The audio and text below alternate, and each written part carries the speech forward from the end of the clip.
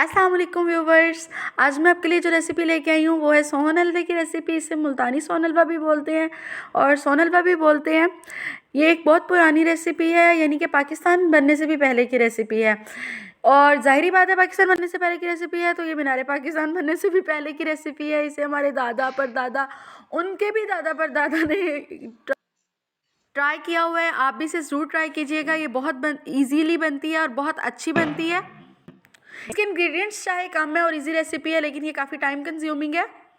सबसे पहले हमें चाहिए 1 किलो और 1 पाव अंगूरी, मतलब 1.25 किलो अंगूरी। और साथ हमें चाहिए 20 kg मिल्क और 2.5 kg सूजी। और इन सब चीज़ों को हम हल्के हल्के सीपी की मदद से हिलाते रहेंगे। मैं आपको सबसे पहले बताऊंगी कि ये अंगूरी क्या चीज़ है और ये होती क्या है और इसे बनाते कैसे हैं। फर्स्ट ऑफ ऑल आप क्या करते हैं, जो गंदम हम घर में यूज़ करते हैं, जिसकी आटा होता है, जिसकी रोटियां बनती हैं, वो गंदम हम क्या करेंगे, लेंगे और उसको पानी में भिगो देंगे। नीम गर्म पानी में भिगोएंगे, मतलब रात को भिगो के रख देंगे और सुबह तक भिगोए रखनी है।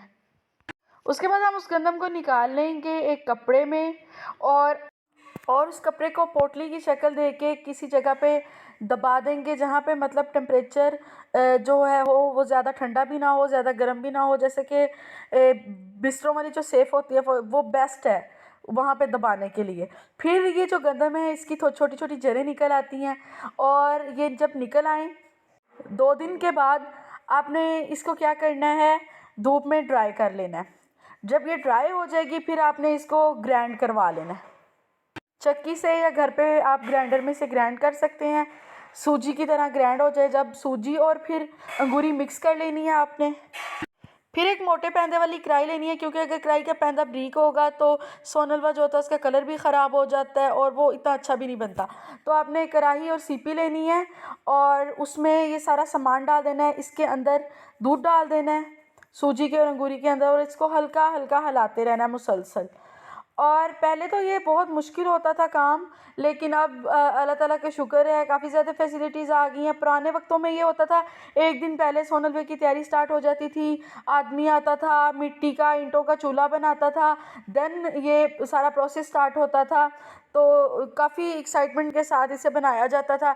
लेकिन अब तो माशाल्लाह गैस आ गई है और आप इजीली बर्नर पे इसे बना सकते हैं। तो मैं भी इसे बर्नर पे बना रही हूँ। और दूसरा पॉइंट ये आपने याद रखना है कि इसे किचन में या रूम में कहीं पे बैठ के नहीं बनाना। इससे ये होता है कि ये जब फर्श पे गिरता है तो चिपक जाता है और वो निशान नहीं जाते। इसलिए मार्बल टाइल या ऐसी कोई जगह पे ये सारा काम ख़राब हो सकता है। तो आप इसे बाहर सहन में बैठ के बनाएं। ये आहिस्ता आहिस्ता बनेगा, तो सब्र का पैमाना लबरेज़ नहीं होना चाहिए।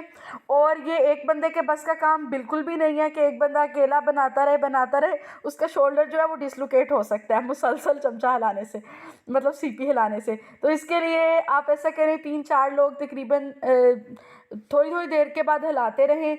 लाइक एक बंदा अगर आधा घंटा हिला रहा है, फिर दूसरा बंदा आधा घंटा हिला रहा है, तीसरा बंदा, फिर चौथा बंदा, इस तरह आप ना टर्न्स चेंज करते रहें और हिलाते रहें इसको मुसलसल। एंड सेकंड पे मैं हमारे मैंने जो है बिलाल अहमद विवेक और शीख अंजमान और मशहूद मान, इन सब की कोशिशों से जो गैस लगी है इनको थैंक यू बोलना चाहूँगी कि इतने अरसे से हमारे एरिया में गैस चल रही है, जिसकी वजह से हमें सोन हलवा बनाना जो है आसान हो गया हमारे लिए। हालांकि मैं जिस एरिया में मेरी यूनिवर्सिटी में हैरान हूँ, वहाँ पे भी अभी एक सोसाइटी है जिसमें अभी तक गैस मंजूर नहीं हुआ और वो लोग सिलेंडर वगैरह यूज़ करते हैं। हॉस्टल्स में भी सिलेंडर हैं, इवन गीज़र्स जो हैं वो इलेक्ट्रिसिटी पे चल रहे हैं। तो इस गैस का बहुत ज़्यादा फ़ायदा हुआ है। अदरवाइज़ पहले चूल्हा बनता, फिर वो ड्राई होता, फिर उस पर ये सोहन बनता। मैं इसलिए भी बहुत खुश हूँ कि शुक्र है काफ़ी अरसे से हम गैस यूज़ कर रहे हैं और हमारे एरिया में ये फैसिलिटी है।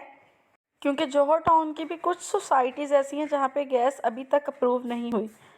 खैर, मैं टॉपिक से काफ़ी दूर निकल चुकी थी, वापस आते हैं अपने टॉपिक। अपने टॉपिक की तरफ वापस आते हुए मैं आपको ये बताना चाहती हूँ कि इसकी आंच मैंने मीडियम रखी हुई है। इसको मुसलसल हम हिलाए जा रहे हैं। आगे और पीछे की तरफ मूवमेंट्स जो हैं वो करनी है सीपी की। जैसे स्पून हंडिया में हिलाते हैं वैसे नहीं हिलाना, और मुसलसल हिलाते रहना है जब तक कि ये थिक ना हो जाए। बिल्कुल ऐसे ही जैसे पेंडुलम की मूवमेंट होती है टू एंड फ्रो। और जिन लोगों के सहन के कॉर्नर में जगह नहीं है तो वो इसे वहाँ पे भी बना सकते हैं। जैसा कि हर घर में कोई ना कोई ऐसी जगह ज़रूर होती है जहाँ पे शादी का कोई फंक्शन हो या मिलाद वगैरह हो तो वहाँ पे देगें बन रही होती हैं, तो उस जगह पे भी आप बर्नर रख के इसे बना सकते हो। या फिर कुछ लोग कहते हैं कि बर्नर से टेस्ट का जो होता है वो डिफरेंस आता है, जबकि ऐसा बिल्कुल भी नहीं है। मुझे नहीं लगता कि इतना टेस्ट चेंज होता होगा। लोग कहते हैं कि लकड़ी के साथ और पुराने जैसे चूल्हे बनते थे उस पे सोन हलवा बनाएं तो उसका टेस्ट ज़्यादा अच्छा आता है, लेकिन मुझे इसमें भी ठीक लगता है। ये आपकी चॉइस है, अब आप कैसे बनाना चाहते हो।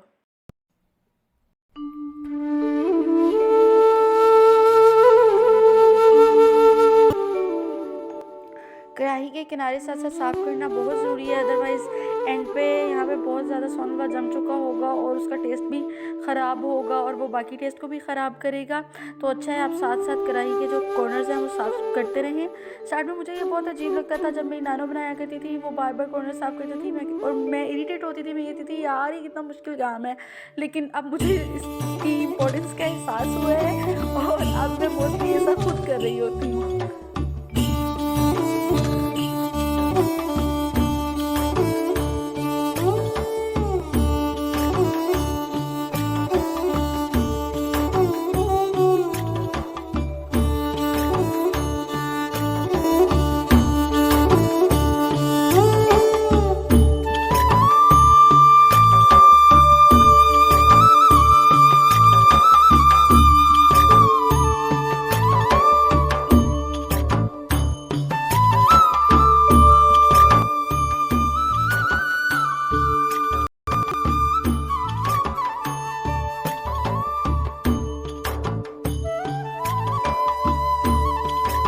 अभी बिल्कुल सही से थिक होना स्टार्ट हो गया और ये तकरीबन 5 घंटे लगे हैं यहाँ तक पहुँचने तक।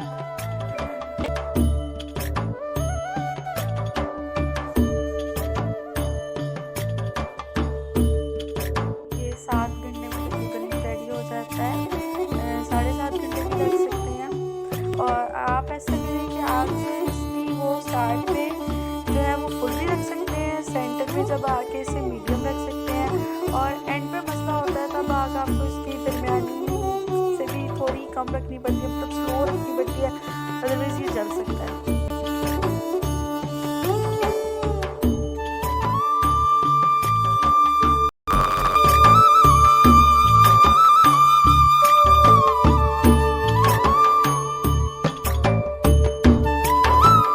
अभी काफ़ी ज़्यादा थिक हो गया, आपने सीपी के ऊपर उठा के देखना है। अगर ये लगे कि काफ़ी ज़्यादा थिक है और नीचे आहिस्ता आहिस्ता सीपी से उतर रहा है तो आप इसमें चीनी डालना स्टार्ट कर दें, क्योंकि चीनी जो है वो भी मेल्ट होगी और वो पानी रिलीज़ करेगी तो उसमें भी पकना है।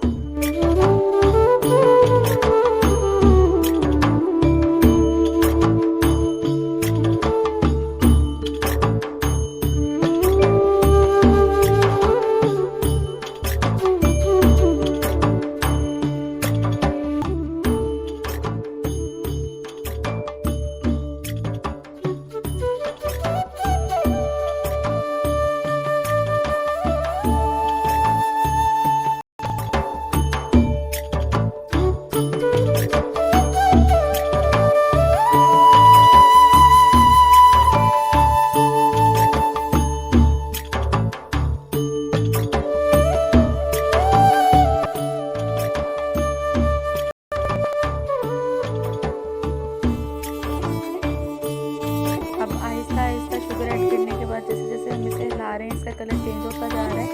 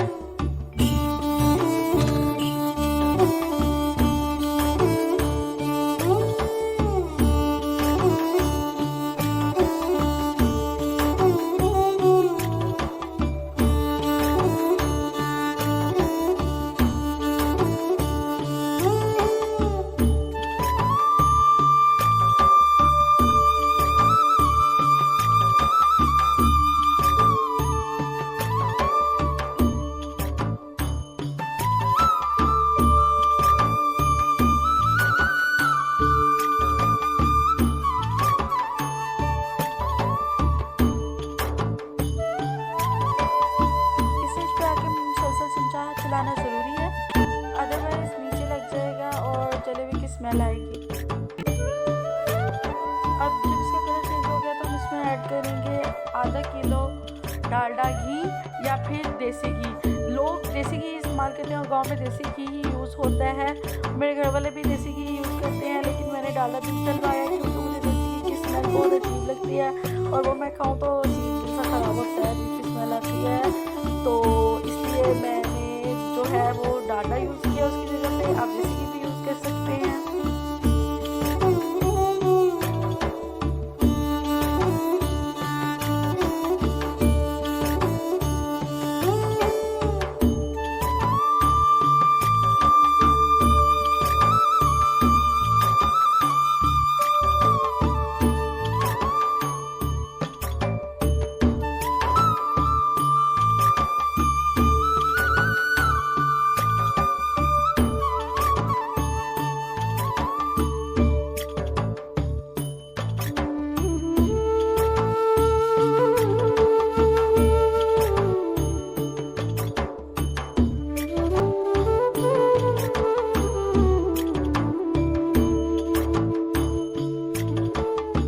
और ये एक सर्दियों की सौगात है सोन हलवा। इसे सर्दियों में बनाया जाता है, गर्मियों में इसे बिल्कुल भी नहीं खाया जाता क्योंकि इसके जो इफ़ेक्ट्स होते हैं वो थोड़े गर्म होते हैं। तो इसे सर्दियों में बनाएं और ये गांव में हर साल सर्दियों में बनाया जाता है और हमारे घर तो हम स्पेशली हर साल इसे बनाते हैं।